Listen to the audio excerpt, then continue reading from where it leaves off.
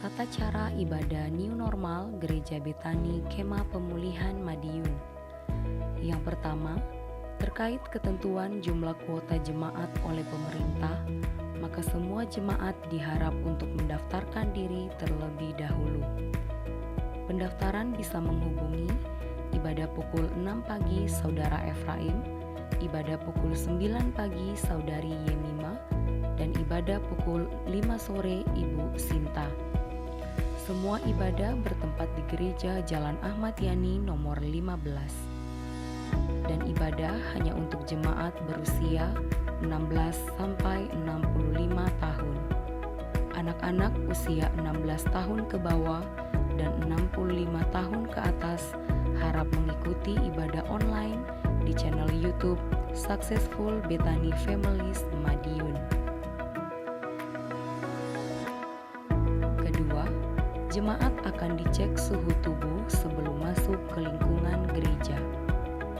Mencuci tangan sebelum memasuki ruang ibadah atau menggunakan hand sanitizer. Jemaat wajib memakai masker di lingkungan gereja. Ketiga, dilarang bersalaman atau berpelukan. Menjaga jarak minimal 1 meter saat memasuki atau hendak keluar dari ruang ibadah. Tidak berkerumun di lingkungan gereja dan segera pulang bila ibadah telah selesai.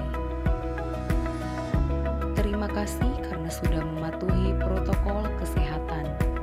Gereja Betani Kemah Pemulihan Madiun selalu menjaga kebersihan ruang ibadah sebelum dan setelah ibadah.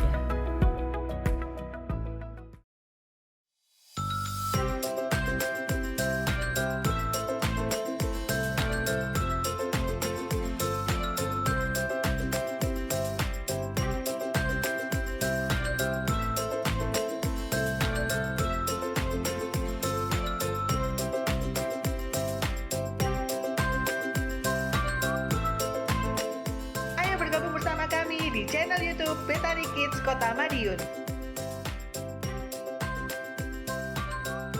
Terima kasih, Tuhan Yesus memberkati.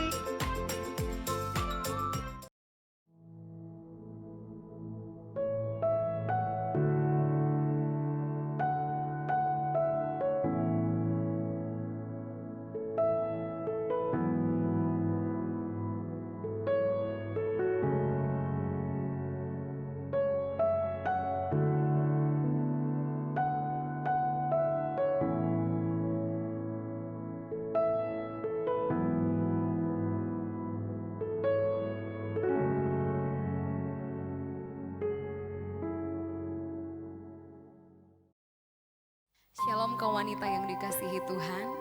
Biar kita tetap terus menjadi wanita-wanita yang kuat, diberkati oleh Tuhan, amin. Dimanapun kita berada, mari kita mau datang kepada Tuhan dengan penuh kerinduan. Dan segala apapun yang sudah kita capai saat ini, biarlah kita tetap terus berterima kasih dan bersyukur. Segala sesuatu yang Tuhan izinkan terjadi, itu semua mendatangkan kebaikan dalam kehidupan kita. Untuk itu mari sore hari ini saya ajak semuanya untuk kita mau datang kepada Tuhan. Kita mau sembah Dia, menyenangkan hatinya lewat pujian dan penyembahan kita. Sama-sama kita satukan hati, kita berdoa. Ini kami setiap kaum wanita-Mu Tuhan, dimanapun kami berada, kami percaya Engkau Tuhan yang tetap terus bersama dengan kami. Bahkan penyertaan Tuhan pun tetap terus kami rasakan sampai saat ini. Kami bersyukur untuk setiap kekuatan dan kesehatan yang boleh kami rasakan Tuhan. Kami percaya Engkau Tuhan yang tak pernah sedetik pun meninggalkan kami. Untuk itu kami datang sore hari ini dengan penuh kerinduan, kami rindu untuk menyenangkan-Mu, untuk menyembah-Mu ya Bapa. Terima kasih, kami siap menyenangkan hati-Mu.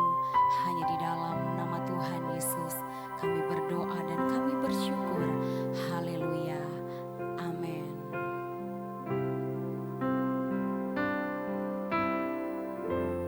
Bapakku rindu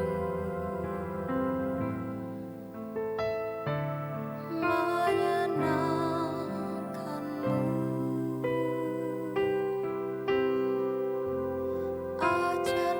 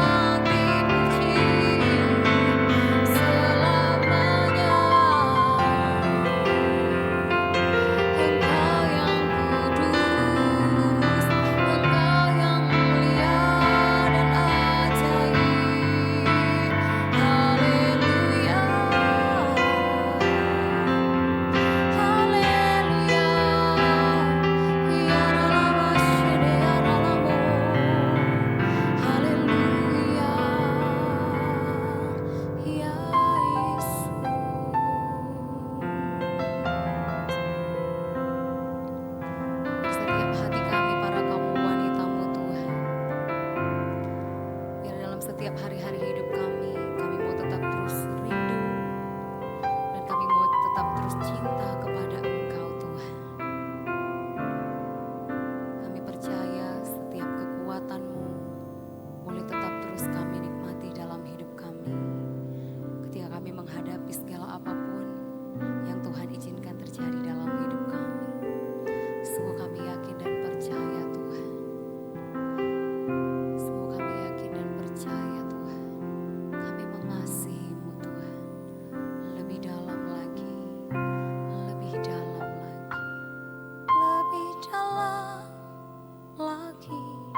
Ku rindu Kau Tuhan.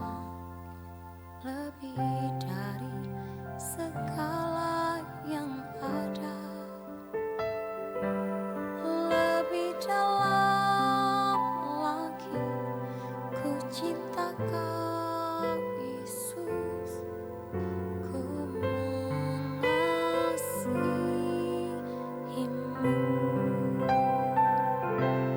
Lebih dalam lagi ku rindu Kau Tuhan.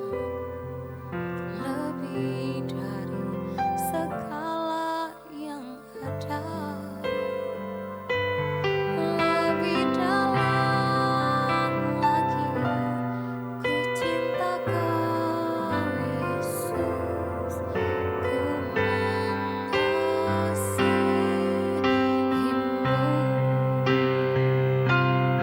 Lebih dalam lagi ku rindu Kau Tuhan.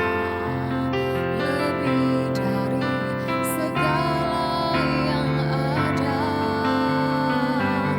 Lebih dalam lagi ku cinta Kau Yesus. Ku mengasihi-Mu. Lebih dalam lagi Tuhan ku cinta Engkau. Lebih dalam lagi ku rindu Kau Tuhan. Lebih dari segala yang ada. Lebih dalam lagi ku cinta Kau Yesus. Ku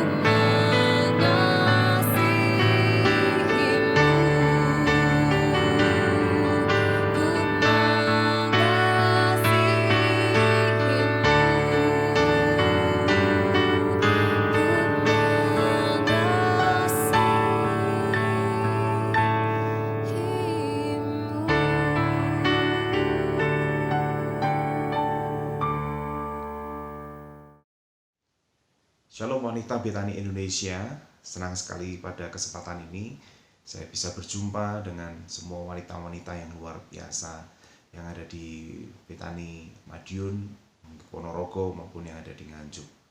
Kesempatan pada hari ini kita akan mendengarkan kebenaran firman Tuhan. Saya yakin dan percaya bahwa semua yang ada di rumah yang saat ini sedang melihat atau menyaksikan secara online pasti dalam keadaan yang sehat, dalam keadaan dilindungi dan diberkati Tuhan. Mari sebelum mendengarkan firman Tuhan, kita akan terlebih dahulu berdoa untuk kebenaran firman Tuhan. Mari kita berdoa.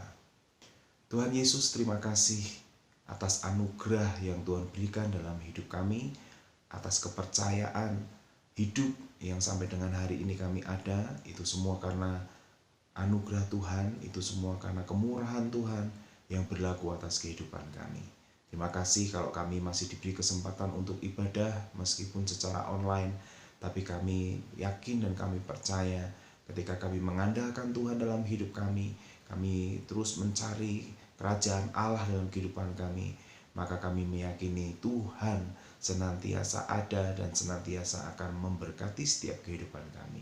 Kami mau mendengarkan kebenaran firman-Mu, bicaralah kepada kami dalam nama Yesus Kristus. Kami berdoa dan kami mengucap syukur. Haleluya. Amin. Ibu-ibu yang dikasihi oleh Tuhan Yesus, firman Tuhan yang akan kita renungkan pada kesempatan hari ini terambil di dalam Filipi pasal yang keempat, ayat yang pertama sampai ayat yang ke-9. Filipi pasal yang keempat, ayat yang pertama sampai ayat yang ke-9.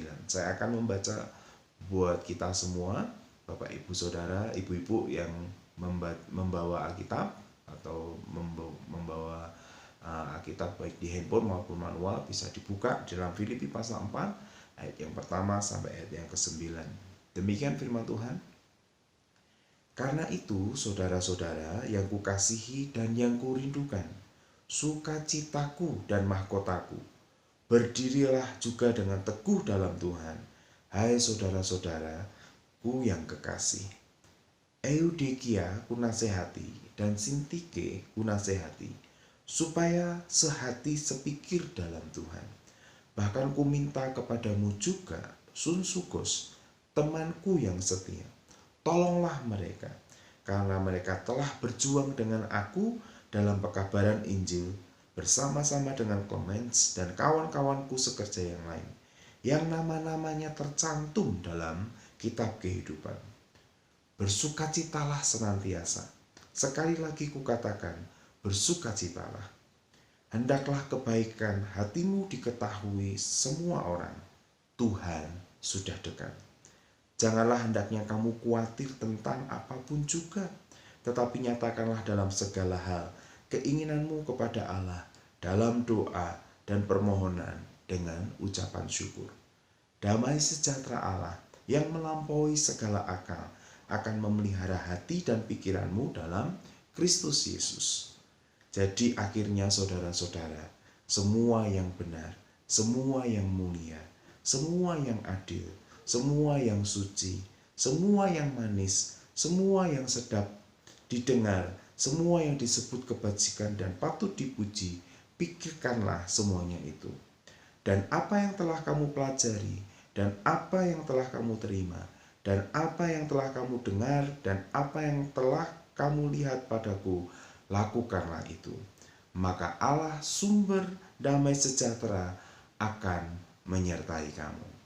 Nah, kesempatan pada hari ini saya akan membahas tentang kitab Filipi yang ditulis oleh Rasul Paulus, dan sebagian mungkin mengetahui bahwa kitab ini ditulis ketika Paulus sedang ada di dalam penjara.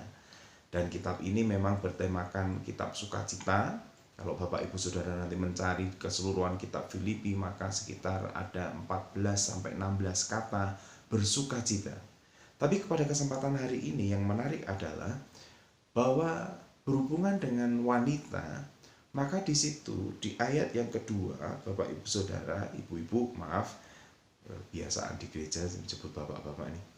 Jadi ayat yang kedua di sana dikatakan ternyata pada waktu Paulus di penjara itu terjadi perselisihan antara dua wanita yang melayani, yang sama-sama suka akan pekerjaan Tuhan, yang sama-sama rindu untuk melakukan sesuatu yang baik, tapi mereka tidak lagi sehati dan sepikir. Di ayat yang kedua ternyata ada dua wanita yang disebut, yaitu Eudia dan Sintike. Nah, Eudia dan Sintike ini dua wanita yang sama-sama suka melayani pekerjaan Tuhan, yang senang sekali dalam mengembangkan dan kemudian memberitakan Injil kemana-mana dan terlibat dalam pekerjaan pelayanan Tuhan. Tetapi dua wanita ini ternyata terjadi silih paham, terjadi ketidaksehatian, di mana hal ini dapat menyebabkan Paulus yang sedang ada di dalam penjara, dia berpikir bahwa perselisihan ini bisa menyebabkan hilangnya damai sejahtera, hilangnya ketenangan. Karena perselisihan yang ada ini bisa membuat yang namanya damai sejahtera itu hilang satu dengan yang lain. Sehingga kemudian di ayat yang kedua, kalau kita lihat latar belakangnya ini, dua-duanya dinasehati oleh Paulus. Eudia dinasehati, Sintike dinasehati.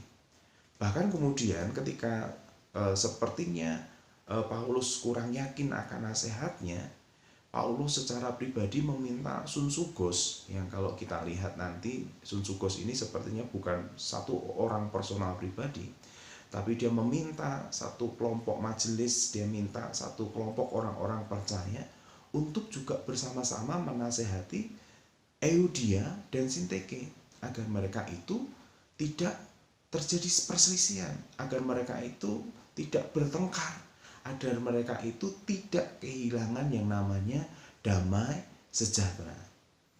Nah, tema pada kesempatan hari ini saya akan menegaskan bahwa pentingnya menjaga damai sejahtera dalam kehidupan kita. Kita sudah mengerti bahwa saat ini masih memasuki masa pandemi, dan kita tahu ada sebagian orang masih mengalami ketakutan, ada sebagian orang yang mungkin rasa tenang, rasa nyamannya mulai terganggu. Tetapi ini akan lebih diperparah jika situasi pandemi COVID ini ternyata diperparah dengan adanya perselisihan yang terjadi antara jemaat, antara orang percaya yang satu dengan orang percaya yang lain. Jadi pada waktu kita melayani, bisa saja perselisihan itu terjadi antara pemain musik dengan singer, antara tim besuk mungkin dengan tim yang lain. Bisa saja dalam pelayanan terjadi sebuah perselisihan. Bisa saja dalam pelayanan ketika kita giat mengikut Tuhan, bisa saja itu terjadi sebuah percekcokan, perbedaan pendapat, dan lain sebagainya. Kalau itu dibiarkan terus-menerus, maka kita akan lihat dalam Yohanes pasal yang ke-10 ayat yang ke-10 bagian A. Di sana dikatakan pencuri datang untuk mencuri, membunuh, dan membinasakan. Nah, apa yang pertama kali dicuri sebenarnya oleh iblis, yaitu damai sejahtera. Kenapa damai sejahtera ini bisa hilang? Kenapa damai sejahtera ini bisa terganggu? Kalau kita kembali lagi membaca kitab Filipi tadi, dua wanita yang berselisih yaitu Euodia dan Sinteke, itu bisa menyebabkan hilangnya damai sejahtera kalau perselisihan itu dibiarkan terus-menerus. Sehingga Paulus berkata, Euodia ku nasihati, Sinteke ku nasihati, bahkan aku minta Sunsugos, teman sekerjaku, juga menasehati wanita-wanita ini supaya tidak terjadi perselisihan. Nah, kenapa kita penting menjaga damai sejahtera di tengah-tengah konflik, di tengah-tengah perselisihan yang terjadi? Mari kita akan lihat satu persatu. Mengapa atau bagaimana kita perlu menjaga damai sejahtera dalam kehidupan kita? Kita perlu tahu bahwa Yesus ketika mau naik ke surga, dia memberikan sebuah damai sejahtera dalam kehidupan kita. Ini nasihat yang penting. Yesus ketika naik ke surga, dia tinggalkan damai sejahtera buat murid-muridnya. Nah, Paulus di kitab Filipi pasal yang terakhir, pasal yang keempat, memberikan keterangan kepada kita bahwa kita perlu menjaga damai sejahtera. Sekalipun ada perselisihan, sekalipun ada perbedaan, dengan alasan karena damai sejahtera itu menjadi kekuatan buat setiap orang percaya.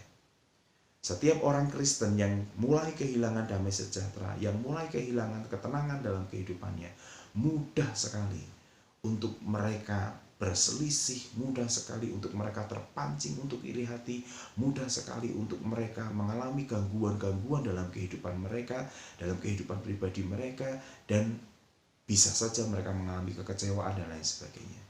Makanya perlu yang namanya menjaga damai sejahtera. Nah, bagaimana kita menjaga damai sejahtera? Secara cepat, mari kita lihat ayat yang keempat dari Filipi pasal yang keempat tadi. Di sana dikatakan, bersukacitalah senantiasa dalam Tuhan. Sekali lagi kukatakan, bersukacitalah senantiasa. Hal yang pertama, agar damai sejahtera kita terus tinggal dalam kehidupan kita, meskipun kita menghadapi perselisihan, meskipun kita menghadapi perbedaan pendapat dalam pelayanan, tapi kita tidak boleh kehilangan sukacita dalam kehidupan kita. Karena sukacita yang berasal daripada Tuhan adalah kekuatan dalam kehidupan kita. Bapak Ibu Saudara yang terkasih dalam nama Yesus, seperti yang sudah saya katakan tadi, bahwa Filipi bertemakan sukacita. Ada 16 kata sukacita yang tercatat dari pasal pertama sampai pasal yang keempat. Dan ketika sukacita ini hilang dalam kehidupan kita, maka sangat mungkin sekali damai sejahtera hilang dalam kehidupan kita semuanya. Sama seperti halnya ketika damai sejahtera kita hilang, maka sukacita pun juga hilang dalam kehidupan kita. Oleh sebab itu Paulus menasihatkan, jika kamu berselisih, jangan kemudian kamu kehilangan sukacitamu. Kamu kemudian mulai merasa nelongso, fokus kepada permasalahan yang terjadi, perselisihan, saling menyalahkan satu dengan yang lain. Paulus menasihatkan, jangan kamu lakukan itu, karena kamu bisa kehilangan sukacitamu. Sementara sukacita kita adalah kekuatan kita. Dan sukacita itulah yang menyebabkan damai sejahtera Allah terus tinggal di dalam kehidupan kita. Yang kedua, ayat yang kelima dari Filipi pasal 4, di sana dikatakan seperti ini. Hendaklah kebaikan hatimu diketahui semua orang. Tuhan sudah dekat. Jadi meskipun di tengah-tengah konflik, di tengah-tengah perselisihan antara pelayan satu dengan yang lain, antara orang percaya satu dengan orang percaya yang lain, Tuhan menginginkan bahwa kita terus berbuat baik kepada siapapun, terlebih kepada setiap orang yang mungkin kita anggap sebagai musuh kita. Yesus mengatakan kepada kita dalam kitab Perjanjian Baru, dia bilang seperti ini, jika kamu mengasihi orang yang mengasihi kamu, apa upahmu? Tetapi jika kamu mengasihi orang yang membenci kamu, orang yang memusuhi kamu, orang yang mungkin berselisih dengan kamu, maka kamu adalah murid-muridku. Kata Tuhan seperti itu. Jadi kita terus harus berbuat baik. Dan perbuatan baik ini bukan untuk menyatakan bahwa kita baik. Perbuatan baik yang kita lakukan dalam kehidupan kita bukan untuk menunjukkan bahwa aku ini orang baik. Bukan. Karena Allah memang mendesain, menciptakan kita sejak dari awal untuk kita melakukan pekerjaan yang baik. Mari kita buka dalam Efesus pasal yang kedua ayat yang ke-10. Di sana dikatakan, karena kita ini buatan Allah, diciptakan dalam Kristus Yesus untuk melakukan pekerjaan baik yang dipersiapkan Allah sebelumnya. Ia mau supaya kita hidup di dalamnya. Jadi Paulus menegaskan bahwa meskipun kita terjadi perselisihan antara satu dengan yang lain, jangan sampai kita berhenti berbuat baik. Di sana dikatakan kembali lagi ayat yang kelima, hendaklah kebaikan hatimu diketahui semua orang. Kita harus tetap berbuat baik. Kita harus terus lakukan perbuatan baik. Sekali lagi, perbuatan baik kita bukan untuk membangun citra baik kita, bukan untuk membangun dan menunjukkan kepada orang bahwa kita ini baik, bukan. Tapi perbuatan baik kita, karena memang sejak awal Allah menciptakan kita, mendesain kita untuk kita terus melakukan pekerjaan yang baik, melakukan perbuatan yang baik. Karena kita diciptakan seperti itu. Dan waktu kita melakukan perbuatan baik, damai sejahtera Allah akan terus tinggal dalam kehidupan kita. Yang ketiga, ayat yang ke-6 dari kitab Filipi pasal yang ke-4, di sana dikatakan, janganlah hendaknya kamu khawatir tentang apapun juga, tetapi nyatakanlah dalam segala hal keinginanmu kepada Allah dalam doa dan permohonan dengan ucapan syukur. Nah, hal yang paling ditakuti oleh orang yang tidak percaya terhadap orang Kristen adalah doanya. Waktu kita berselisih, entah itu dengan orang percaya, kalau konteks Filipi tadi orang percaya sama orang percaya, tapi kita juga bisa konflik dengan orang yang tidak percaya. Setiap perselisihan, setiap konflik bisa mempengaruhi damai sejahtera yang Tuhan sudah berikan dalam kehidupan kita. Makanya tadi hal yang pertama, supaya kita bisa menjaga damai sejahtera kita, kita harus bersuka cita. Hal yang kedua, supaya damai sejahtera kita terus ada dalam kehidupan kita harus terus berbuat baik. Hal yang ketiga, Allah menginginkan kita untuk kita terus berdoa. Berdoa buat siapa? Berdoa buat setiap orang yang membenci kita. Berdoa buat setiap orang yang memusuhi kita. Saudara-saudara yang terkasih dalam nama Yesus, doa orang benar, kata Yakobus, besar kuasanya. Bahkan setiap orang yang membenci kita, asalkan kita terucap kata-kata kita kepada mereka dalam doa-doa kita, berkat kita ucapkan kepada mereka, kasih kita ucapkan kepada mereka, tidak menutup kemungkinan Allah bisa mengubahkan setiap orang yang membenci kita, setiap orang yang berselisih paham dengan kita, untuk diperdamaikan dengan kita. Sebab Allah kasih, Allah suka dengan perdamaian, Allah suka dengan namanya menjaga satu dengan yang lain. Allah tidak suka perselisihan, Allah tidak suka dengan iri hati. Dan Paulus menasihatkan supaya damai sejahtera Allah itu terus tinggal dalam kehidupan kita. Maka hal yang paling kita bisa lakukan juga adalah tetaplah berdoa. Voice of Generation pernah menulis sebuah syair lagu yang dia berkata bahwa dalam hadiratnya ku rasa bahagia, dalam hadiratnya ada damai dan sejahtera, dalam hadiratnya ku temukan iman kekuatan, dalam hadiratnya ku temukan kasihnya. Saat kita mau tinggal dalam hadiratnya, saat kita mau berdoa kepada Tuhan, saat kita tenang dalam menghadapi situasi perselisihan, konflik, segala macam konflik batin, waktu kita mau duduk diam dan berdoa di hadapan Tuhan, justru di situ terletak kekuatan kita. Mazmur mengatakan kepada kita, dalam tinggal tenang, di situ terletak kekuatan Allah. Waktu kita berdoa, waktu kita bersungguh-sungguh mencari Tuhan, perselisihan boleh terjadi, kesalahpahaman boleh terjadi, tapi jangan sampai damai sejahtera kita hilang dalam kehidupan kita. Allah mau lewat nasihat Paulus yang terakhir kepada jemaat Filipi, damai sejahtera kita terus terjaga. Dan hal yang ketiga yang bisa membuat damai sejahtera kita terjaga, yaitu dengan kita terus berdoa kepada Tuhan. Yang berikutnya, hal yang keempat, kalau kita lihat ayat yang ke-8 dari Filipi pasal yang keempat, di sana dikatakan seperti ini. Jadi akhirnya, saudara-saudara, semua yang benar, semua yang mulia, semua yang adil, semua yang suci, semua yang manis, semua yang sedap didengar, semua yang disebut kebajikan dan patut dipuji, pikirkanlah semuanya itu. Hal yang keempat, mari kita terus menjaga pikiran kita selaras dengan firman Tuhan. Dengan begitu, apapun konflik perselisihan, konflik yang terjadi dalam pikiran kita mungkin waktu konflik berkata, kenapa orang ini berpikir seperti ini? Kemudian kita mulai berpikir, kemudian kita mulai berperang di situ dalam pikiran kita.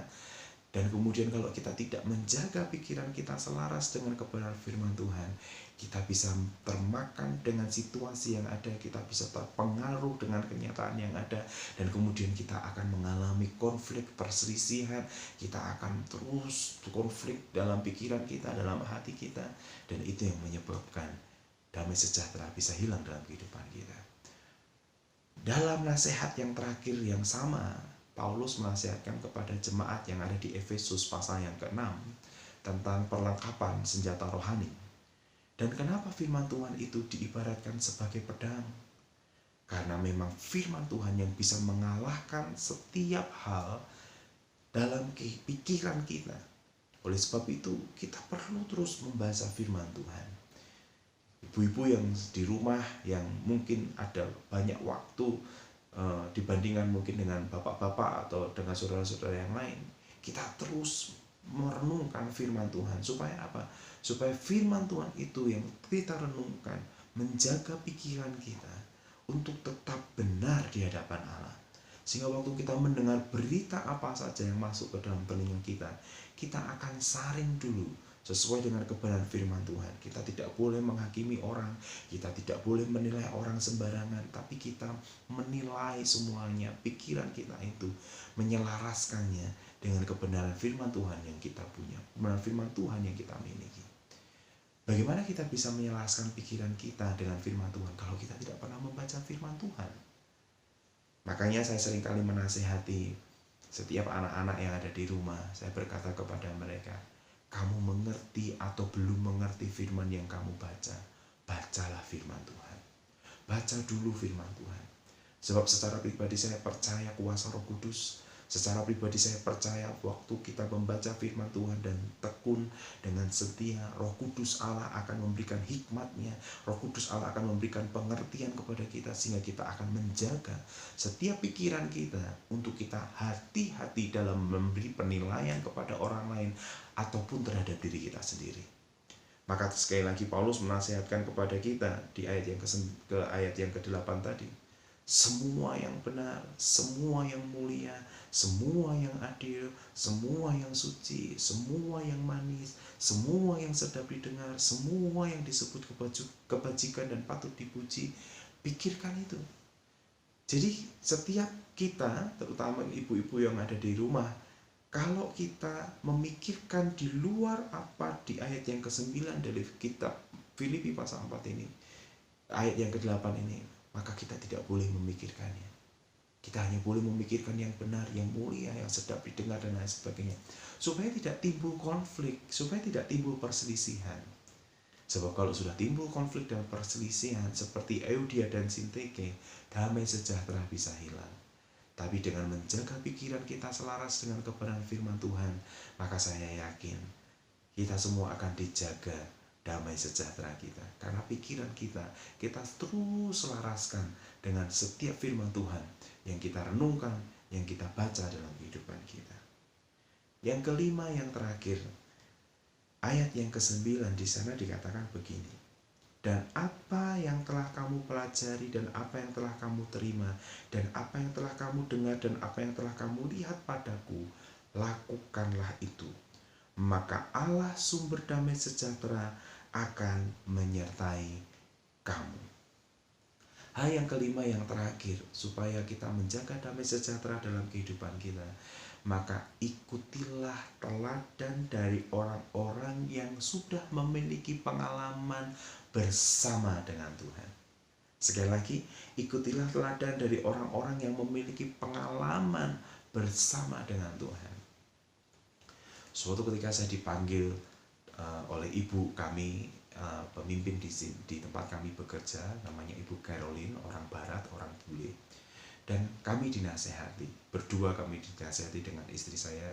Beliau berkata begini, bahwa saya pernah menjadi remaja, kata Ibu Carol waktu itu. Waktu saya dinasehati orang yang lebih tua pada saya, maka saya selalu berkata, nasihatnya kuno, ini orang kuno, enggak kekinian gitu. Tapi pada waktu beliau menjadi orang tua, yang sekarang menjadi orang tua kami, maka beliau menyadari betul bahwa kadang-kadang kita berpikir orang tua itu orang yang kolot, orang yang kuno, nasihatnya mungkin tidak kekinian. Tapi tahukah bahwa kadang-kadang hikmat Tuhan ada pada kehidupan orang yang lebih tua, orang yang lebih lama berpengalaman bersama dengan Tuhan. Oleh sebab itu Paulus berani, apa yang kuajarkan, apa yang kunasihati kepadamu, lakukan itu.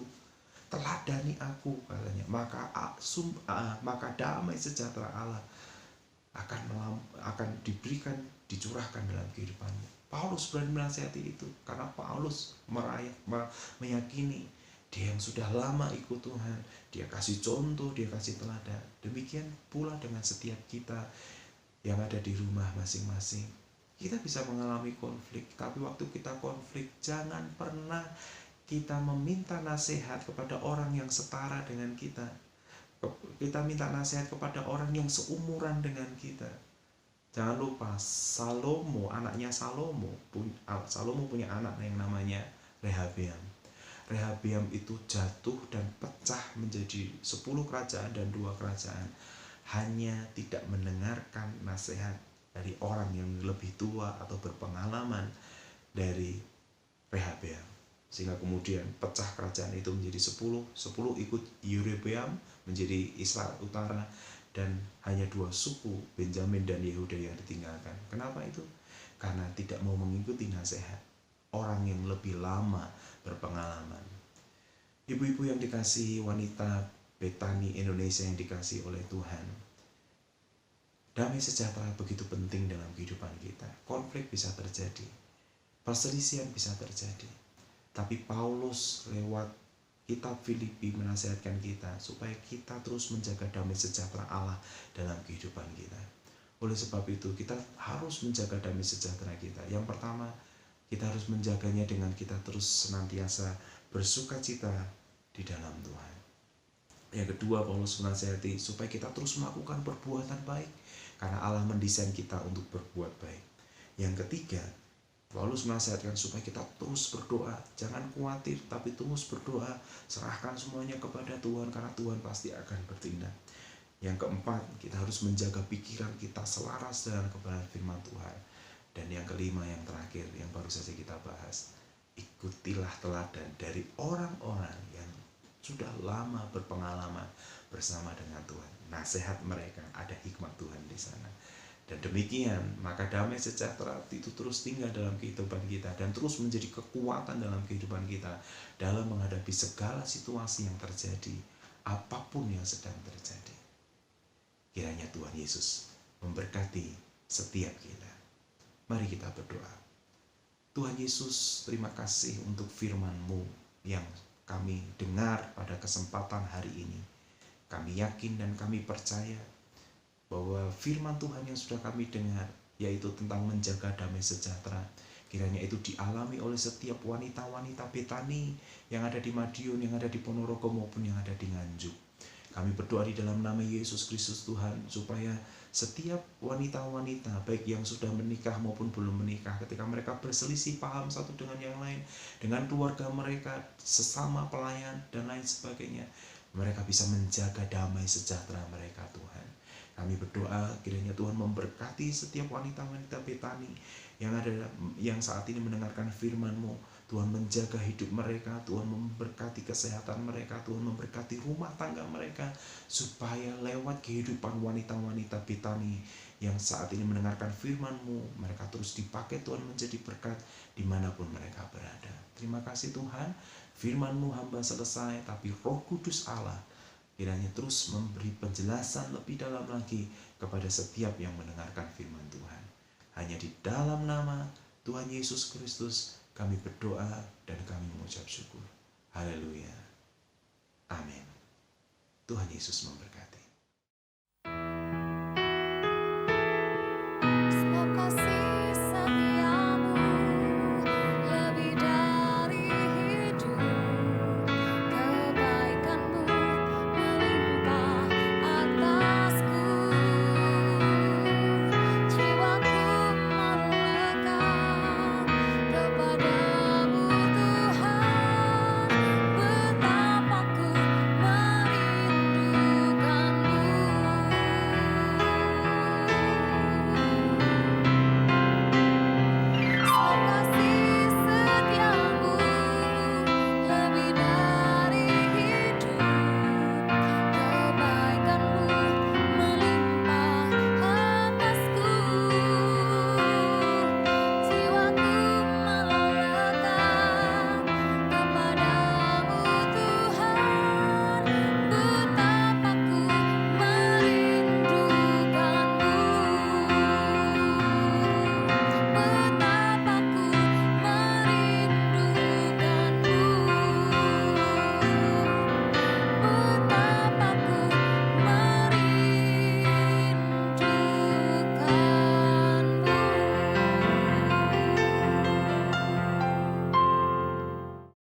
Kami mengucap syukur dan terima kasih ya Tuhan, Engkau sudah memberkati kami di tengah situasi yang ada Tuhan. Engkau memberikan kekuatan dan penyertaan yang terbaik buat kami Tuhan. Engkau memberkati setiap wanitamu ya Bapa dengan kekuatan firman-Mu pada malam hari ini Tuhan. Biar firman-Mu bertumbuh, buah-buah Tuhan di dalam setiap para wanitamu ya Bapa.